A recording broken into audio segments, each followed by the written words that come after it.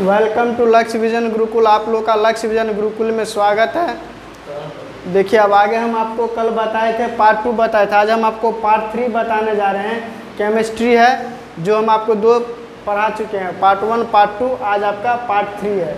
देखिए, पार्ट 3 में भी हमको पढ़ना है, क्या चीज़ के बारे में पढ़ना है, वॉशिंग सोडा बनाने की विधि के बारे में पढ़ना है। तो आप लोग ज़्यादा से ज़्यादा वीडियो को शेयर कीजिए, कमेंट कीजिए, लाइक कीजिए।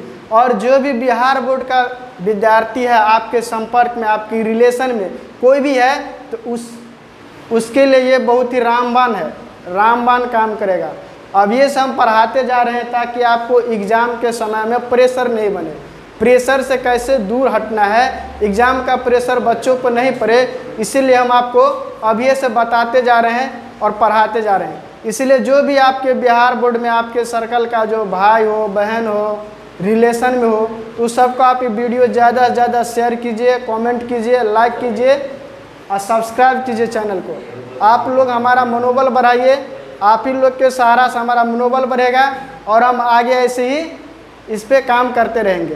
तो देखिए, आज हम आपको बताने जा रहे हैं वॉशिंग सोडा बनाने की विधि। तो वॉशिंग सोडा हम कैसे बनाएंगे, तो वॉशिंग सोडा बनाने की विधि, तो इसमें हम पहले बनाएंगे सोडियम कार्बोनेट को जल में घोलकर क्रिस्टलीकृत किया जाता है। क्या किया जाता है, सोडियम कार्बोनेट को जल में घुलाकर क्रिस्टलीकृत किया जाता है।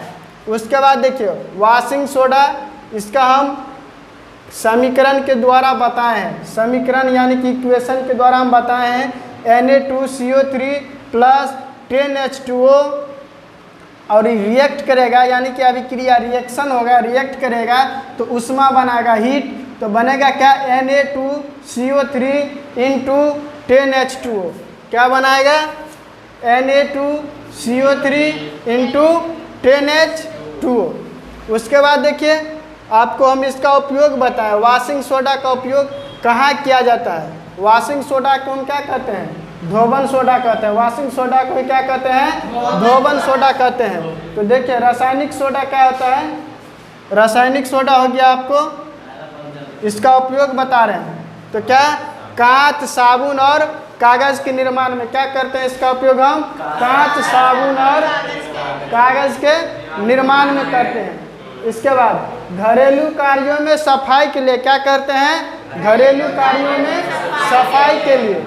उसके बाद कठोर जल को मृदु बनाने के लिए, जो कठोर जल रहेगा उसको मृदु जल बनाने के लिए प्रयोग करते हैं। उसके बाद अगला पॉइंट बताइए, जो सब है ना, ये सब पॉइंट है, कितना इसका उपयोग है। तो बताए हैं बेरॉक्स के निर्माण में, और क्या किया जाता है, बेरॉक्स के निर्माण में। इसके बाद हम आपको बताए हैं जो भिविया है, 1 मार्क्स का क्वेश्चन पूछता है, वॉशिंग सोडा का रासायनिक सूत्र, वॉशिंग सोडा का रासायनिक सूत्र। तो वॉशिंग सोडा का रासायनिक सूत्र क्या होता है, Na2CO3। इसी को क्या कहते हैं, धोबन सोडा। वॉशिंग सोडा का दूसरा नाम क्या है, धोबन सोडा। अगर कहीं एग्जाम में दे दिया रहता है धोबन सोडा, कहीं दिया रहेगा वॉशिंग सोडा ऑब्जेक्टिव में, तो दोनों क्या हो गया, सेम बात है, कहीं कन्फ्यूजन नहीं होना है। वॉशिंग सोडा बोले या धोबन सोडा बोले तो दोनों सेम चीज़ है। जैसे देखिए, किसी का 2 नाम रहता है, किसी का रजिस्टर के अनुसार यानी कि स्कूल में दूसरा नाम और गांव घर पे लोग अलग नाम, दूसरा नाम रहता है। इसी तरह वॉशिंग सोडा का भी 2 नाम हम कह सकते हैं, एक धोबन सोडा और एक वॉशिंग सोडा। तो वॉशिंग सोडा का रासायनिक सूत्र समझ गए, Na2CO3।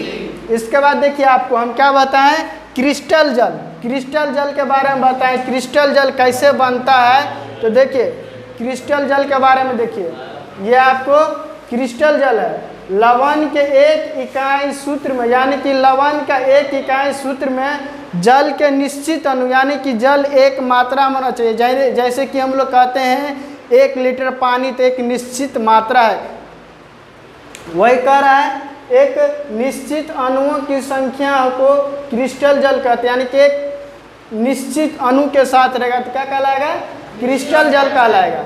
उसके बाद कॉपर सल्फेट के क्रिस्टल को क्वथन नली में, और क्या करते हैं इसको हम, कॉपर सल्फेट के क्रिस्टल को क्वथन नली में गर्म करने पर क्वथन नली में जल की बूंदें दिखाई देती है। जब इसको हम गर्म करेंगे तो कैसा दिखाएगा हमको?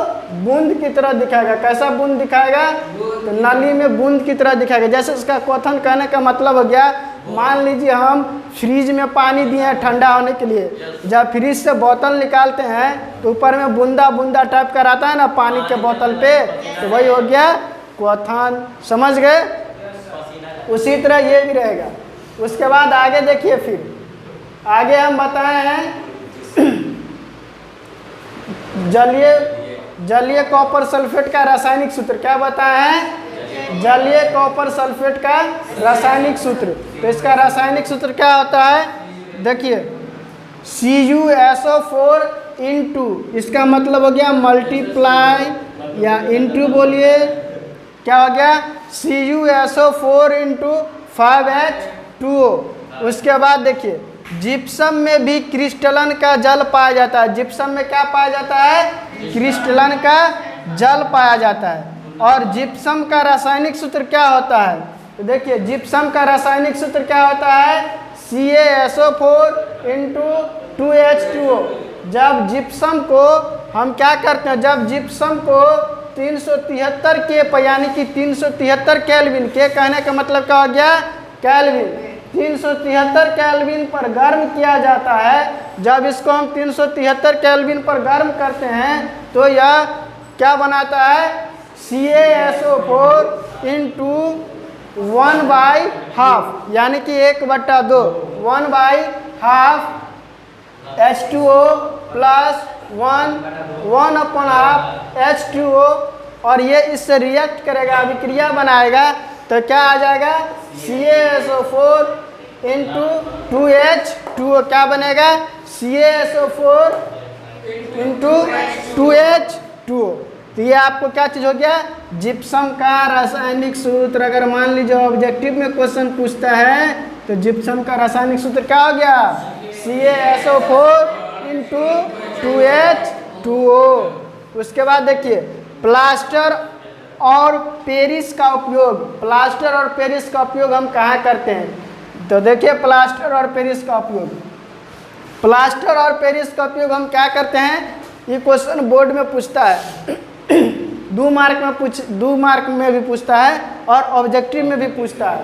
तो प्लास्टर और पेरिस का उपयोग देखिए, प्लास्टर और पेरिस का प्रयोग खिलौने बनाने में करते हैं। कहाँ करते हैं? खिलौने बनाने में, सजावट का सामान बनाने में, सजावट का जो सामान बनता है उसमें, तथा सतह को समतल बनाने में किया जाता है। अगर मान लीजिए किसी चीज़ का सतह, ये एक सतह है तो ये सनमाइका लगा है ना, ये चिकना है, समतल सतह है। तो उसी तरह अगर हम किसी तरह का खिलौना बनाते हैं तो इस खिलौना पे भी देखिएगा पूरा चिकना रहेगा, उबरा खबरा नहीं रहता है। अगर उबरा खबरा रहेगा तो हाथ में स्क्रैच आ जाएगा। तो वही कह रहा है समतल बनाते, जैसे खिलौना बनाया तो उस सतह को समतल बना देगा, चिकना कर देगा। उसके बाद देखिए दूसरा पॉइंट बताया है, प्लास्टर ऑफ पेरिस का प्रयोग डॉक्टर कौन? प्लास्टर ऑफ पेरिस का प्रयोग डॉक्टर टूटी हुई हड्डी को जोड़ने में करते हैं। जैसे मान लीजिए किसी का ये यहाँ से हाथ है, ये टूट गया, तो इसको डॉक्टर क्या करता है? बैंडेज करता है, प्लास्टर करता है। पहले कच्चा प्लास्टर जो करता है वही रहता है plaster of Paris. White colour का जो चूना वाला रहता है ना, वही क्या है? Plaster of Paris. बहुत मजबूत होता है, वही क्या हो गया? Plaster of Paris. उसके बाद देखिए पीतल एवं तांबे के बर्तनों में, अगला है पीतल एवं तांबे के बर्तनों में खट्टे पदार्थ क्यों नहीं रखना चाहिए? पीतल एवं तांबे के बर्तन में हमको खट्टे पदार्थ क्यों नहीं रखना चाहिए? तो देखिए यहाँ देखिए, ये बहुत ही इम्पोर्टेंट क्वेश्चन है, इससे आपको सीख भी मिलेगा। बुक का तो टर्म है, लेकिन आपको आगे भविष्य में अपने ज्ञान के लिए भी सोच समझ सकते हैं। क्या क्वेश्चन कर रहा है? पीतल एवं तांबे के बर्तनों में दही एवं खट्टे पदार्थ क्यों नहीं रखना चाहिए? मान लीजिए दही हमको कहता है मिट्टी के बर्तन में रखिए और पीतल के बर्तन में नहीं कहता रखने के लिए, क्यों? तो देखिए यहाँ पदार्थों को इन बर्तनों में रखने पर, मान लीजिए दही, चाहे हम नींबू किसी को रख दिए इस बर्तन में, तब क्या होता है? इन पदार्थों में उपस्थित अम्ल, इसमें जो अम्ल होता है यानी कि जो खट्टापन होता है, अम्ल धातु से अभिक्रिया करके ये पीतल तो धातु है, उससे अभिक्रिया करेगा यानी कि उससे मिल जाएगा, उससे अभिक्रिया करके विषैला इसको जहर बना देगा। क्या बना देगा? जहर बना देगा। विषैला और हानिकारक यौगिक का निर्माण करेंगे और क्या कर देंगे? एक अलग यौगिक बना देंगे। हम रखें यहाँ दो चीज़, दोनों मिलकर बना दिया, एक तीसरा चीज़ बन गया। तो जहर बना देगा, एक हानिकारक यौगिक का निर्माण करेंगे जिसे खाने से व्यक्ति, अगर मान लीजिए पीतल के बर्तन में दही रख दिया और फिर इसको खाते हैं तब क्या होता है? खाने से व्यक्ति बीमार पड़ सकता है। क्या हो जाएगा? बीमार पड़ सकता है। यही कारण है कि पीतल है एवं तांबे के बर्तनों में दही एवं खट्टे पदार्थ नहीं रखना चाहिए। क्यों नहीं रखना चाहिए? तो समझ गए। इसका सिंपल है, हम सिंपल भाषा में भी कह सकते हैं, तांबा एवं पीतल के बर्तन में दही इसलिए नहीं रखना चाहिए क्योंकि उससे जो खट्टा पदार्थ रहेगा तो क्या करता है? अभिक्रिया कर लेता है। अभिक्रिया करके विषैला पदार्थ या हानिकारक पदार्थ का एक यौगिक बनाता है और उसको खाने से, उसके बाद जब हम दही खाते हैं तो उसमें जहर मिला रहता है, जहर टाइप का हो जाता है। तो उससे हम लोग क्या हो सकते हैं? बीमार पड़ सकते हैं। समझ गए? बीमार पड़ सकते हैं। इसीलिए हमें क्या करना चाहिए? तांबे एवं पीतल के बर्तन में दही एवं खट्टा पदार्थ नहीं रखना चाहिए।